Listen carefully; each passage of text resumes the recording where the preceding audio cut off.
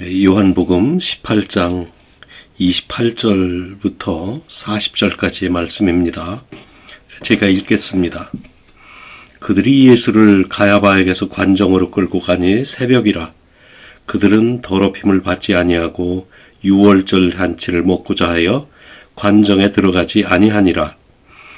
그러므로 빌라도가 밖으로 나가서 그들에게 말하되 너희가 무슨 일로 이 사람을 고발하느냐? 대답하여 이르되 이 사람이 행악자가 아니었더라면 우리가 당신에게 넘기지 아니하였겠나이다. 빌라도가 이르되 너희가 그를 데려다가 너희 법대로 재판하라.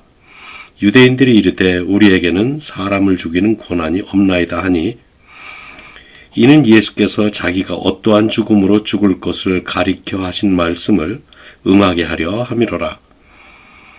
이에 빌라도가 다시 관정에 들어가 예수를 불러 이르되 네가 유대인의 왕이냐? 예수께서 대답하시되 이는 네가 스스로 하는 말이냐? 다른 사람들이 나에 대해서 네게 한 말이냐? 빌라도가 대답하되 내가 유대인이냐? 네 나라 사람과 대지상들이 너를 내게 넘겼으니 네가 무엇을 하였느냐? 예수께서 대답하시되 내 나라는 이 세상에 속한 것이 아니니라. 만일 내 나라가 이 세상에 속한 것이었더라면 내 종들이 싸워 나로 유대인들에게 넘겨지지 않게 하였으리라. 이제 내 나라는 여기에 속한 것이 아니니라. 빌라도가 이르되 그러면 네가 왕이 아니냐? 예수께서 대답하시되 네 말과 같이 내가 왕이니라. 내가 이를 위하여 태어났으며 이를 위하여 세상에 왔나니 곧 진리에 대하여 증언하려 함이로라. 무릇 진리에 속한 자는 내 음성을 듣느니라 하신대. 빌라도가 이르되 진리가 무엇이냐 하더라. 이 말을 하고 다시 유대인들에게 나가서 이르되 나는 그에게서 아무 죄도 찾지 못하였노라. 유월절이면 내가 너희에게 한 사람을 놓아주는 전례가 있으니 그러면 너희는 내가 유대인의 왕을 너희에게 놓아주기를 원하느냐 하니 그들이 또 소리질러 이르되 이 사람이 아니라 바라바라 하니 바라바는 강도였더라. 아멘. 우리가 조금 전 미국에서 일어난 그 비극적인 사건들과 한국에서 벌어지고 있는 불법적인 일들을 위해서 우리가 합심해서 기도했습니다. 샬롯 노스캐롤라이나에 있었던 우크라이나 여자 열차 살해 사건, 그리고 또 미네아폴리스에서 벌어졌던 이 교회 학교 총격 사건, 그리고 큰 충격을 주었던 찰리 커크의 암살 사건 등에 대한 그 서던 백스 컨벤션 총회장의 기도 요청과 그 한국에서 벌어지고 있는 좀 우리들이 볼 때 좀 잘못된 길로 가고 있지 않아 하는 사건들에 대해서 하나님의 도우심을 위해 우리가 기도했습니다. 계속되는 범죄를 위해서 우리는 환난 날에 나를 부르라, 내가 너를 건지리라 하시는 말씀을 의지해야 합니다. 미국에서는 범법자들에 의해서 비극적인 사건들이 계속 벌어집니다. 한국에서는 종교 탄압, 언론 탄압이 아주 노골적으로 지금 가시화되고 있습니다.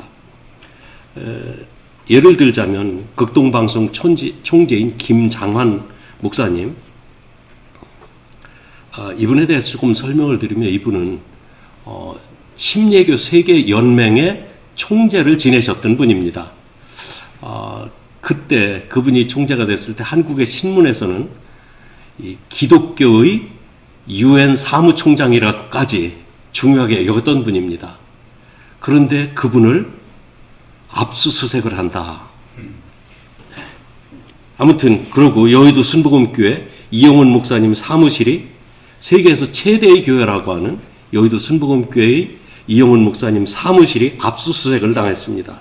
지난주에는 부산 세계로교회의 손현보 목사님이 검찰에 체포되었습니다. 그리고 구금된 상태로 구속 수사를 받고 있습니다. 범죄 사실이 있다면 지위 고하를 막론하고 누구든지 처벌을 받는 것은 당연한 일입니다. 그런데 우리들이 볼 때 참 많은 면에서 의심이 가는 이런 일들을 가진 사람들의 정부가 자기네들이 어떤 밝혀지면 안 될 사실을 감추기 위해서 바른 말을 못하게 입을 막고 교회와 언론을 탄압하는 것은 참 우리가 정의로운 마음에서 저항해야 될 일이라고 생각이 됩니다. 하나님은 정의로운 사람들을 위해서 불의한 사람들의 세력을 무력화시키십니다. 그리고 그들에게 수치스러운 일을 당하도록 하나님께서 갚아주십니다. 그때까지 우리는 믿음으로 그런 세력과 맞서서 우리의 믿음을 지키며 저항해야 합니다. 참 이럴 때 우리 설교자로서는 좀 부조리한 사회상을 좀 지적하고 계명적인 말씀을 설교해야 되는 거 아닌가 하는 그런 생각을 많이 했어요. 우리는 적당한 시기에 그런 말씀도 들어야 되고 더러 필요하다면 정의로운 운동에 참여도 해야 합니다. 그러나 제가 늘 말씀드리듯이 제가 가장 소중하게 여기는 것은 세상에 어떤 일이 일어나도 한 영혼이 구원받는 것보다 더 큰 일은 없다고 믿습니다. 그래서 이 소중한 구원의 복음, 구원받는 성도들이 바로 선다면 저는 세상이 변화될 것이라고 믿습니다. 근데 이 설교를 준비하면서 그런 생각이 가득 차 있으니까 참 이 구원의 복음에 집중하지 못하고 어떤 그런 얘기들이 들어갈까봐 참 많이 염려가 되는데 좀 이해하시고 들어주셨으면 좋겠습니다. 하나님 없는 세상에서 참 죄악의 밤은 점점 깊어가고 있는 것을 우리가 느낍니다. 옛날에도 마찬가지였습니다. 그런데 하나님의 독생자 예수님을 세상에 보내신 것은 우리들 영혼을 죄에서 구원해서 영원한 생명을 주시고 하나님의 자녀로 살게 하시려는 그 목적입니다. 사회정화가 목적이 아니고 사회를 바로잡는 것이 목적이 아니셨습니다. 사람들이 예수님을 주님으로 믿고 그 믿음으로 하나님을 경외하면서 살면 사회정의는 이루어질 수 있다고 믿습니다. 그러므로 우리는 복음을 듣고 믿음으로 살아야 됩니다. 복음은 예수님에 대한 이야기가 복음입니다. 그리고 예수님이 하신 일을 믿고 본받아 사는 것이 우리가 받아들여야 될 믿음입니다. 오늘 읽은 본문의 말씀은 예수님이 가야바 법정에서 공의회를 마치고 빌라도 법정으로 이첩되는 그런 이야기예요. 불과 몇 시간 전 겟세마네 동산에서 기도를 마치신 예수님은 가룟 유다가 데리고 온 대제사장의 군인들에게 체포되어 결박된 상태로 안나스 제사장 앞에 섰습니다. 거기서 신문을 받으셨어요. 그리고 안나스에게서 신문을 받으신 예수님은 그 해의 대제사장인 가야바 대제사장의 관저로 끌려갔습니다. 가야바 대제사장의 집에서 사내들인 공회가 열렸고 공회는 예수님을 빌라도에게 넘길 죄목을 찾았습니다. 요한복음에는 그 대목이 생략되었습니다만 다른 복음을 참고해보면 그 사이 가야바 대제사장에서 그런 일이 있었습니다. 그리고 날이 밝아오는 아주 이른 새벽에 예수님을 빌라도의 법정에 지금 넘기는 것입니다. 자, 이런 일이 벌어지고 있는 동안 베드로는 대제사장의 관저에 따라 들어갔다가 예수님을 모른다고 3번 부인했습니다. 베드로는 자기가 예수님을 부인한 사실을 깨닫는 순간 눈물을 흘리며 통곡하며 회개하는 그런 기록이 있습니다.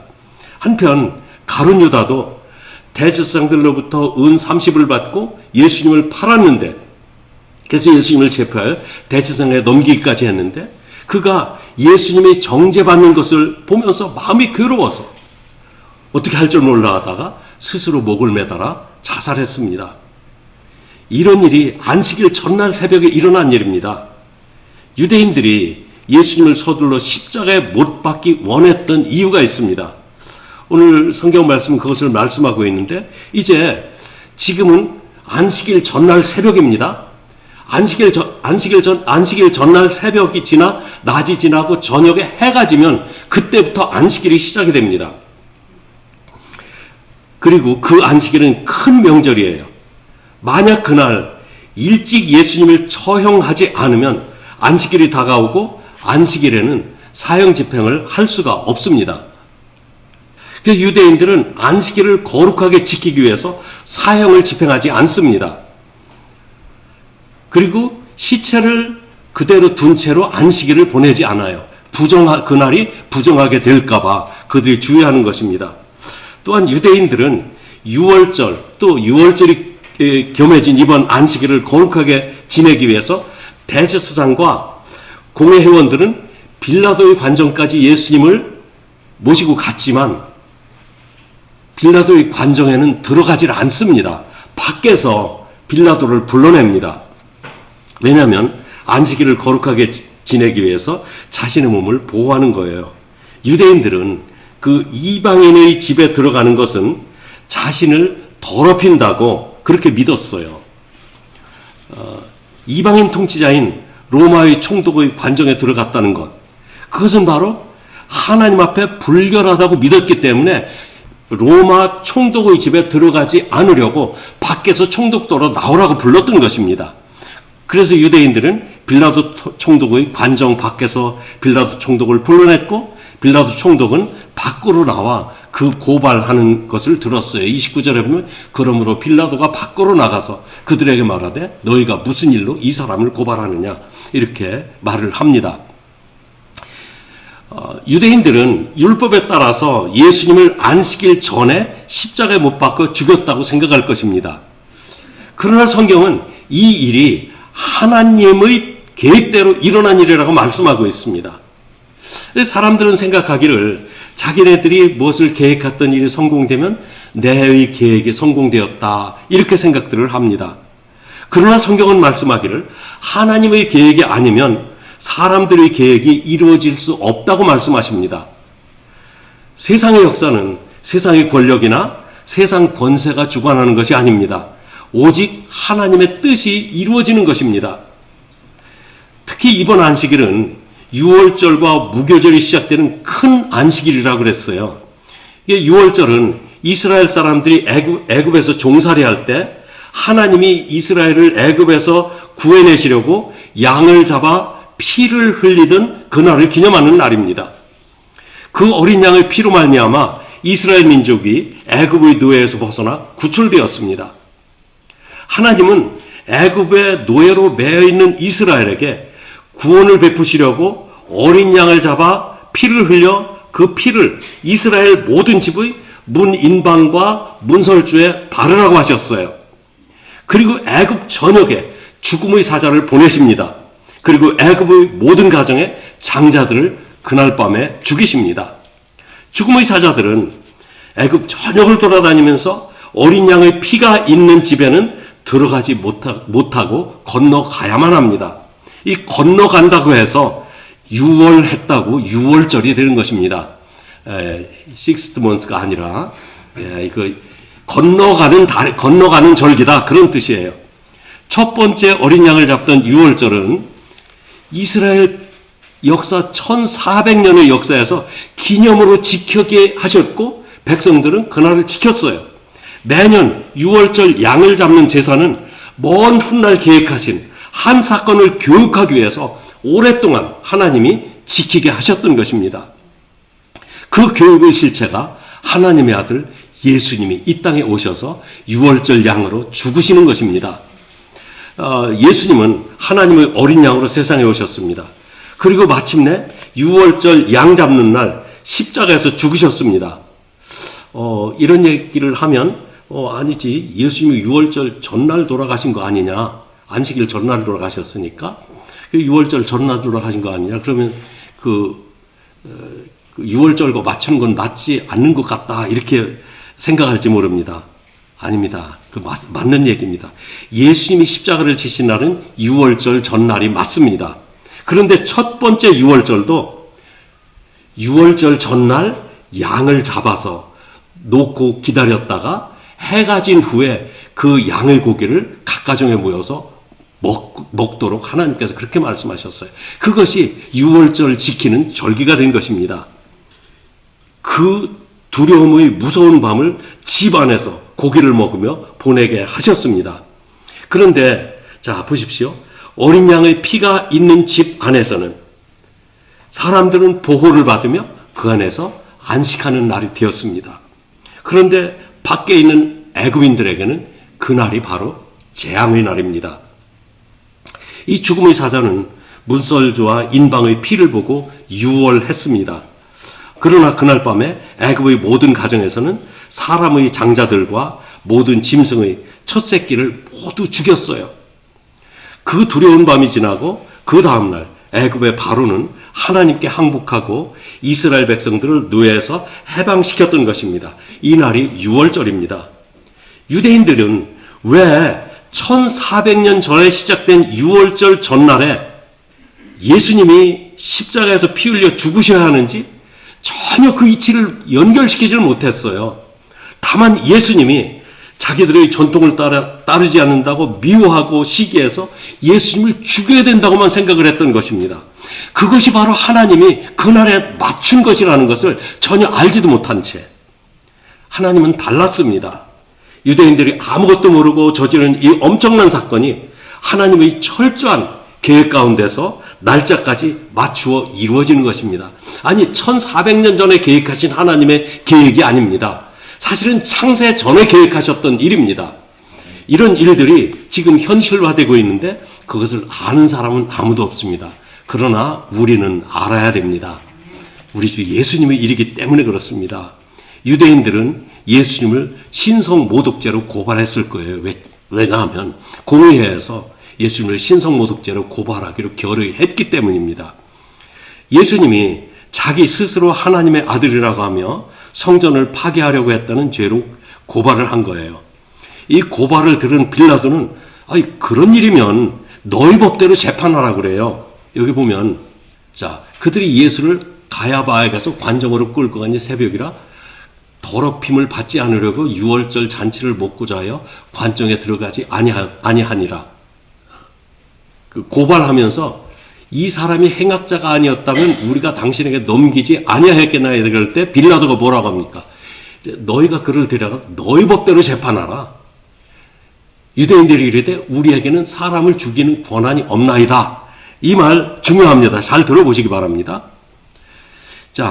고발을 들은 이 빌라도는 그런 일이라면 무슨 성전을 파괴한다고 했다? 무슨 자기가 하나님의 아들이라고 했다? 신성모독죄?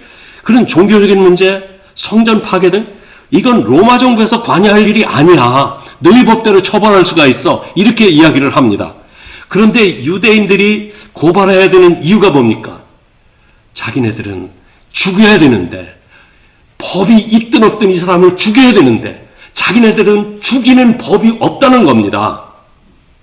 그래서 그들은 예수님이 하나님의 아들이라고 주장하고 성전을 허물라고 하신 신성모독죄를 슬쩍 빼고 로마 정부가 관여할 수 있는 죄목으로 바꾸어 놓습니다.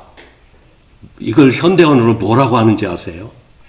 처음 기소 내용을 변경해서 다시 기소하는 거예요. 변경된 기소 내용이 뭡니까? 예수님이 자기가 왕이라고 했다는 거예요. 자기를 왕이라고 했다. 그리고 로마 정부에 세금을 바치지 말라고 했다는 겁니다.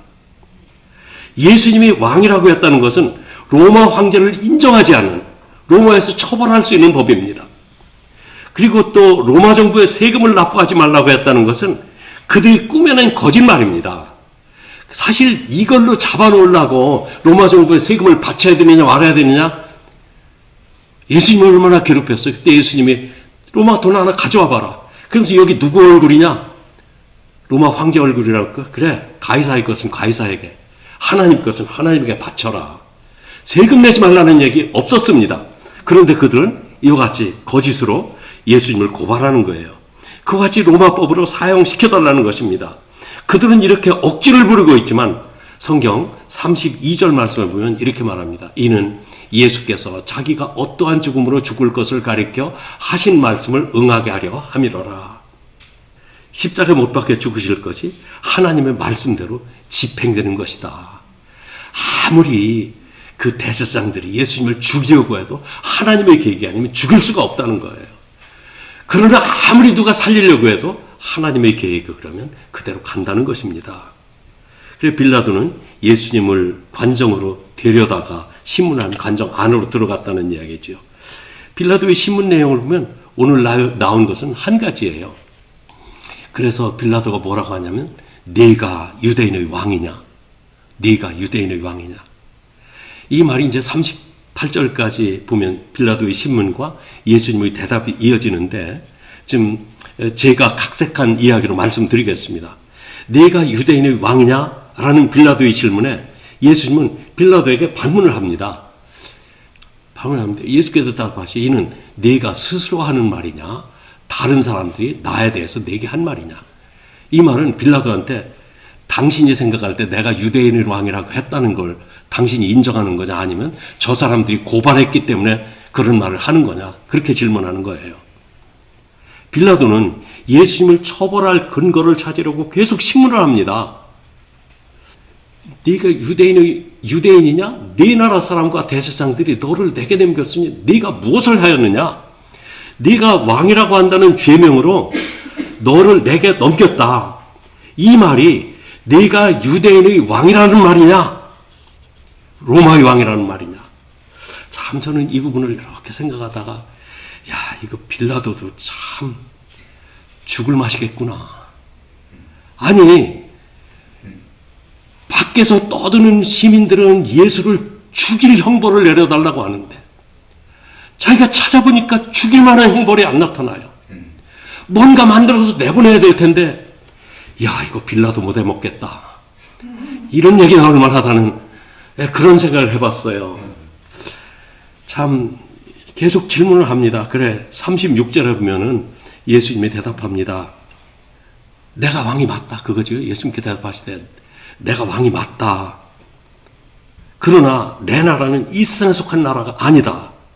내 나라가 이 세상에 속한 나라이면 내가 이런 수치를 당하지 않도록 내 부하들이 이렇게 가만두었겠느냐. 내 종들이 싸워서 유대인들이 나를 넘기지 못하게 막아주었을 것이다. 이런 대답을 하시는 거예요. 예수님은 사실을 말하지만 빌라도는 도대체 이게 무슨 얘기인지 그냥 정신이 없어요. 그런데 두려웠어요. 왜냐하면 재판석에 앉은 빌라도에게 빌라도의 아내가 사람을 보내서 자기가 꿈을 꾼 이야기를 주면서 주의하라고 했기 때문입니다. 이건 마태복음 27장에 나오는 말인데 빌라도의 아내는 꿈에 자기가 그 사람, 즉 예수님으로 인해서 애를 많이 태웠으니 그 의로운 사람에게 함부로 대하지 마십시오 하고 자기 남편 총독에게 그렇게 이야기를 합니다. 그런데 예수님은 자기가 왕이 맞다. 그런데 그 내가 다스리는 나라는 이 세상에 속한 나라가 아니다. 아주 담대하게 대답을 하십니다. 그 나라는 하나님의 나라이지만 빌라도는 모릅니다. 그래서 다시 묻습니다.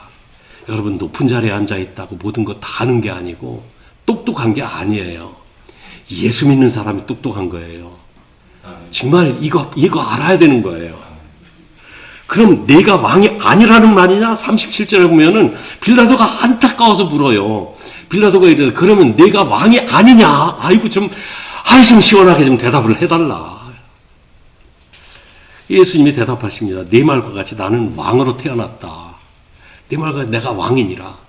내가 이를 위해서 태어났으며 이를 위하여 세상에 왔나니 곧 진리에 대하여 증언하러 함이로라 한데 무릇 진리에 속한 함이로라 무릇 진리에 속한 자는 내 소리를 듣느니라. 이렇게 말씀하십니다. 빌라도는 그 진리가 무엇인지 몰랐고 로마법으로 처벌할 근거를 찾지 못했습니다. 여러분, 진리가 무엇입니까?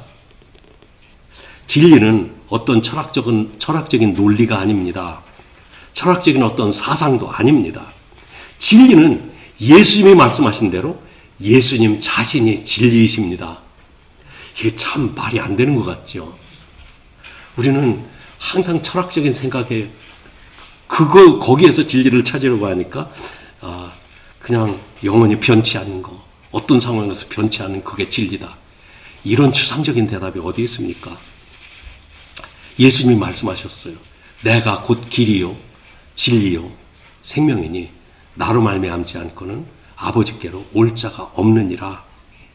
오직 진리에 속한 자들만 진리를 압니다. 진리이신 예수님에게 속한 사람만이 예수님을 알고 하나님을 알고 영원한 생명을 알고 하나님 나라를 압니다. 이것이 영원히 변치 않는 진리입니다. 빌라도는 이 사실을 이해하지 못했어요. 그래서 진리가 뭐냐? 혼잣말처럼 중얼거려요. 빌라도가 이르되 진리가 무엇이냐? 빌라도는 예수님을 몰랐지만 솔직한 점은 있습니다. 예수님에게서 아무 데도 찾지 못했다고 예수님을 석방하겠다고 해요. 그러나 유대인들은 예수님의 사형을 요구하고 있어요. 예수님은 본래 죄가 없으신 분입니다. 그러면서 그렇기 때문에 6월절 특별 사면 이야기를 꺼내요. 빌라도가. 죄가 없으신 분이 죄 때문에 십자가에서 형벌을, 그렇지만 그들의 요청이 39절, 40절 말씀이 그런데 결국은 유대인들은 강도 살인범인 바라바를 선택합니다. 자, 예수님은 이제 죄가 없으심에도 불구하고 십자가에서 형벌을 당하게 되실 것입니다. 그 죄가 누구의 죄 때문입니까? 유대인의 죄 때문에 예수님이 죽으셔야만 했습니까? 대제사장들의 죄 때문입니까? 빌라도의 죄 때문입니까? 그 죄는 바로 저의 죄, 여러분들의 죄, 우리들의 죄입니다. 죄 없으신 분이 죄 때문에 죽음을 당하게 되십니다. 빌라도는 성격이 아주 괴팍한 사람이었다고 합니다. 악랄한 사람이었대요. 그런 사람이 예수님을 신문하면서도 예수님에게서 죄를 찾지 못했다고 말을 합니다. 그러나 억지로 죄를 덮어 씌워서 죄를 덮어 씌우는 사람 앞에서는 의인이 바로 설 수가 없다는 것을 우리에게 알려줍니다. 좀 제가 이런 얘기하는 것을 좀 이해하고 들으시기 바랍니다. 우리는 최근 몇 년 사이에 미국과 한국에서 벌어진 참 부당한 대통령 탄핵이라는 것들을 좀 경험했어요. 미국 아직 현직 지금 대통령 됐지만 대통령직에 있지도 않았어요. 그냥 대통령 앞으로 출마할 계획이 있다는 말만 돌았을 때, 아니 대통령 앞으로 출마할 사람을 탄핵하겠다고 미국에서, 미국 같은 나라에서 얼마나 떠들었어요.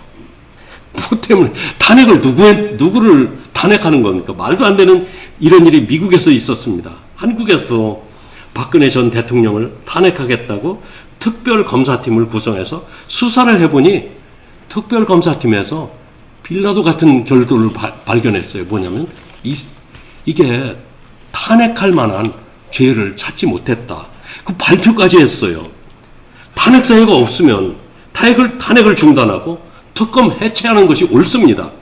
그런데 억지로 탄핵을 하려다 보니까 신문에 보도된 내용을 가지고 근거로 삼았어요. 그런데 또 가만히 보니까 신문에 보도된 내용을 그거 어떤 죄의 근거로 삼는 것은 법적으로 허용을 하지 않고 있습니다. 이것도 안 된다, 저것도 안 된다. 그러다가 무슨 특별 활동비 그 사용한 것을 억지로 이리저리 꿰맞춰가지고 결국은 탄핵에 성공했습니다. 지난해 연말부터 한국에서 윤석열 대통령이 계엄령을 선포했을 때 내란 죄로 고발해서 탄핵을 시작했습니다. 그런데 법적으로는 대통령이 계엄령을 선포한 것은 내란죄에 해당되지 않는다는 것을 헌법재판소 재판관들이 알아요. 그래서 국회한테 이 공소장 변경해달라. 이거 내란죄를 빼고 해달라.